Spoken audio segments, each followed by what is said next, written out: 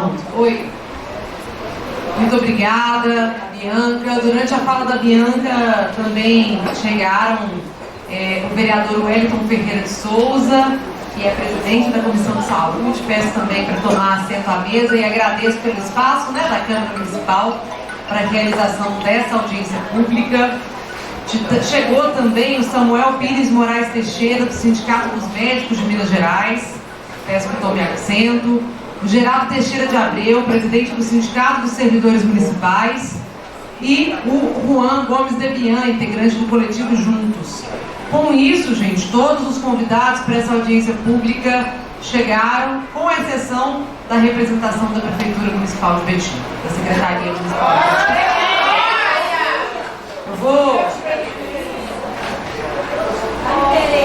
Eu vou anotando, gente, algumas sugestões de encaminhamento a partir das falas. Mas, Bianca, eu gostaria de saber o nome das duas UPAs em estado degradante e insalubre que foram relatadas. UPA Teresópolis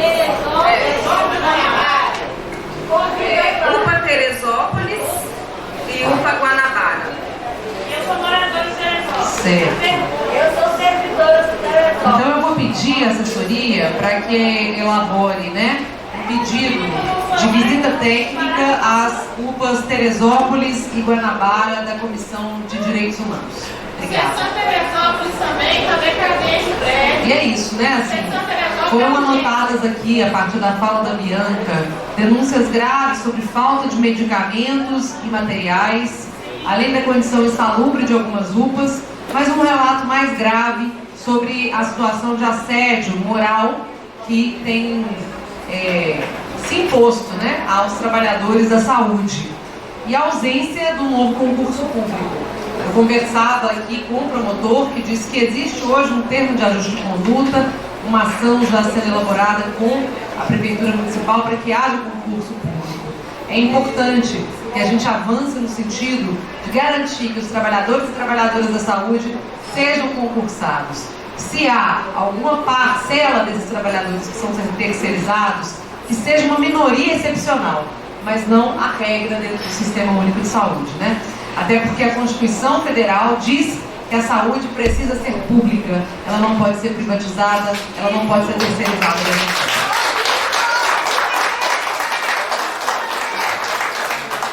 Vou passar agora para o Rick Novato Públio, diretor do Sindicato dos Farmacêuticos, e estipular, gente, agora, né, que a gente tente observar um tempo também das falas, então um tempo de até 8 minutos, tá bom? Eu peço para a assessoria me ajudar a avisar aos convidados. Bom dia a todas, todos e todes. Bom dia, deputada Bela. Queria cumprimentá-la, agradecer em nome do povo betinense a possibilidade desta audiência, da maior relevância, da maior importância e oportunidade. Cumprimentar em nome da Bela, todos da mesa, cumprimentar o nosso anfitrião, professor Wellington, presidente da Comissão de Saúde, cumprimentar o presidente do Controle Social, o Betinho, da Saúde, o Carlinhos, da frente, e iniciar dizendo, Bela, uma fala do avô, o pastor Renato, que disse uma síntese dizendo o seguinte: Betim não era assim. Não era assim. Não era. Eu sou servidor municipal há 27 anos. Sou também diretor da Federação Nacional dos Farmacêuticos e conselheiro estadual de saúde. Também conselheiro municipal. Estou dizendo isso porque o que nós estamos discutindo aqui não é uma questão específica de Betim. A gente tem feito essa denúncia em nível estadual e em nível nacional. Mas aqui essa questão tem sido mais aprofundada. Mas não era assim. Betim, na década de 90, com o nascimento do SUS, o nosso SUS veio da Constituição de 88, as leis orgânicas de 8.080 e 1990, de 8.142, que trata de repasse de recursos do controle social, também em 1990. Betim foi um dos primeiros municípios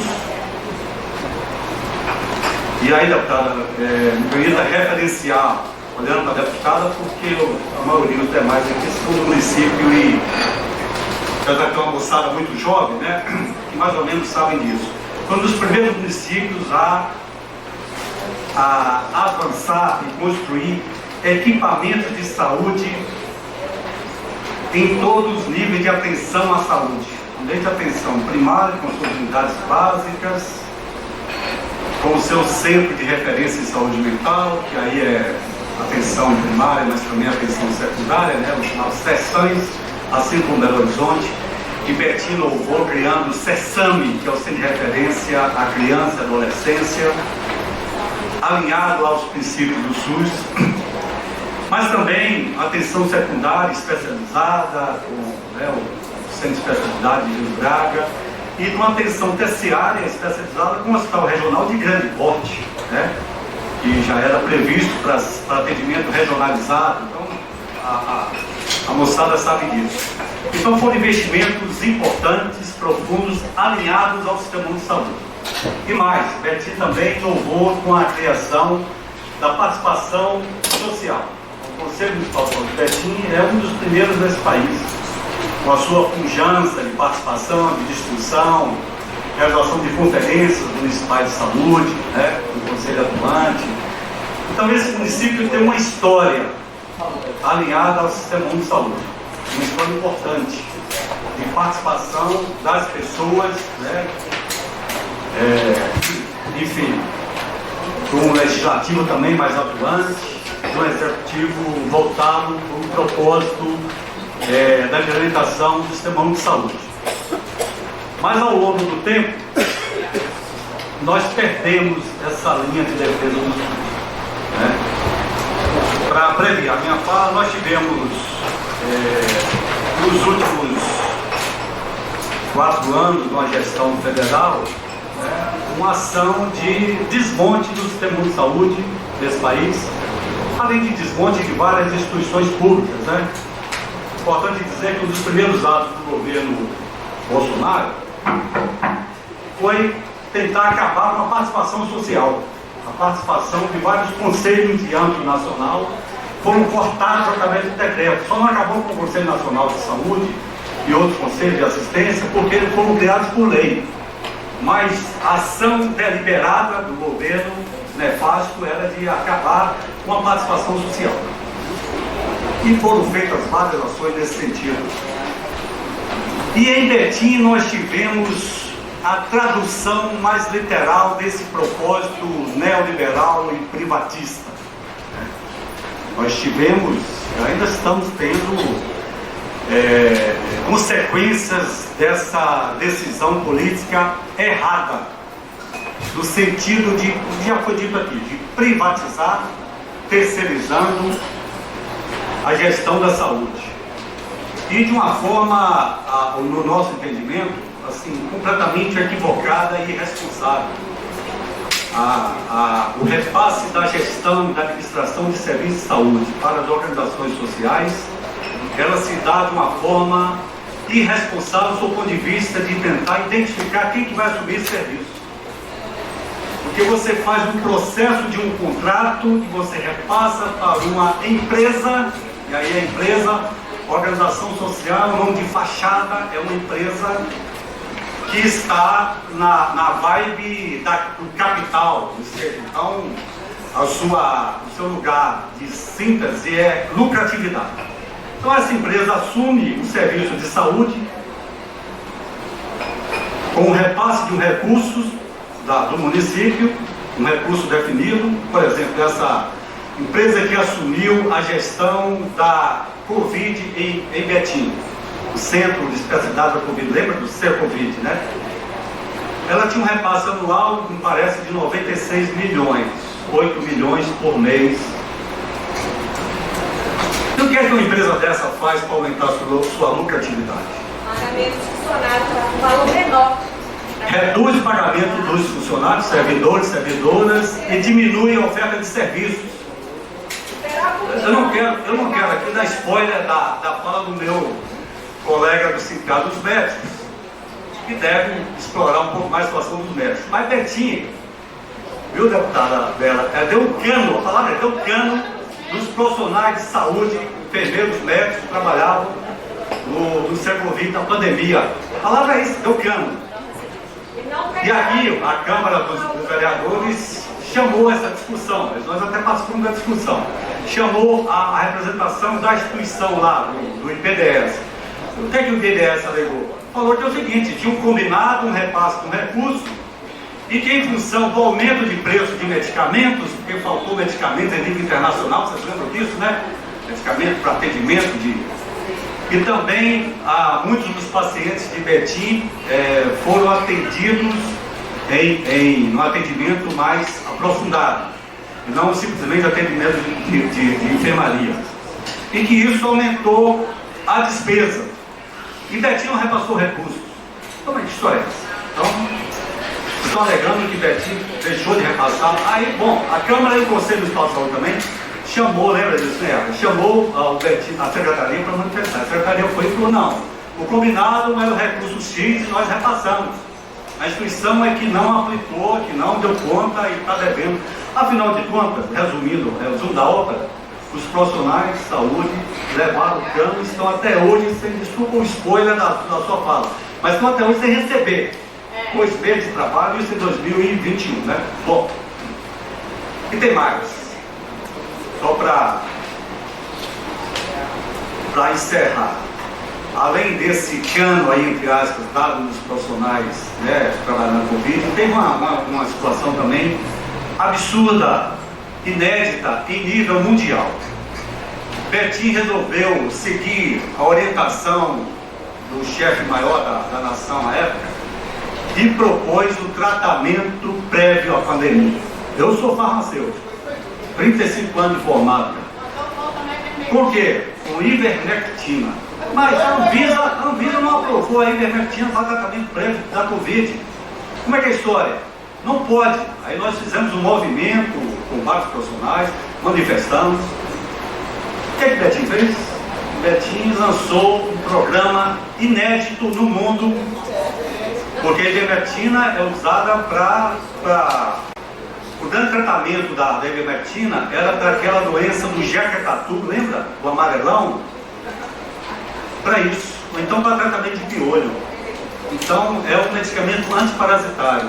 Betim lançou uma campanha antiparasitária inédita no mundo, que começava atendendo idosos acima de 65 anos. Não existe na história do mundo essa situação de um tratamento de vermes, verminose. Você começa com criança, iniciando com idosos. Foi algo cômico, para não dizer absurdo, né? Infelizmente a Anvisa cortou essa possibilidade e não houve sequência.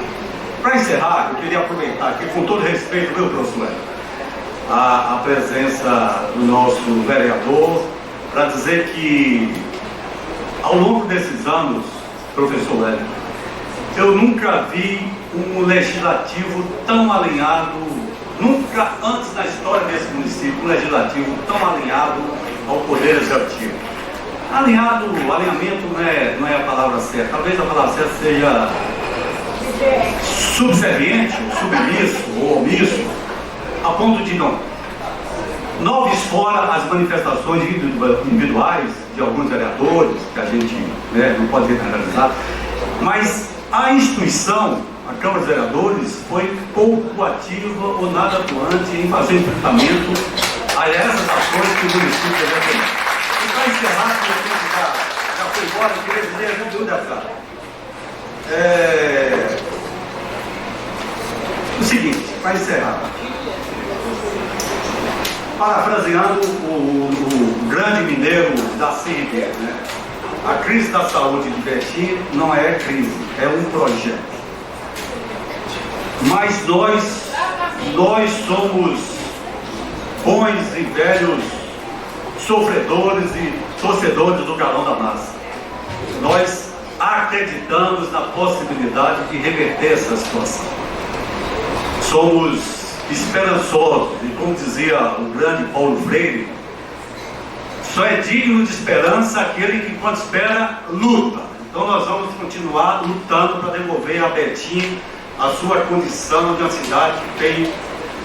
A deputada falou, eu não posso deixar de dizer, o faturamento de Betim é a 4ª cidade brasileira em faturamento e a 39ª do país, né?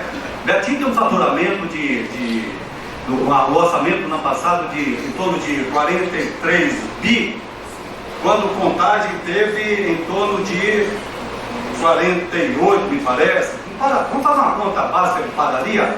Compara Betim, a população de Betim com Contagem, ou então com Belo Horizonte, tem quase 10 vezes mais, mas tem um faturamento de 100 e poucos bis, né? Então, proporcionalmente, é um faturamento importante e numa conta de padaria a gente podia fazer muito mais para essa cidade. Obrigado.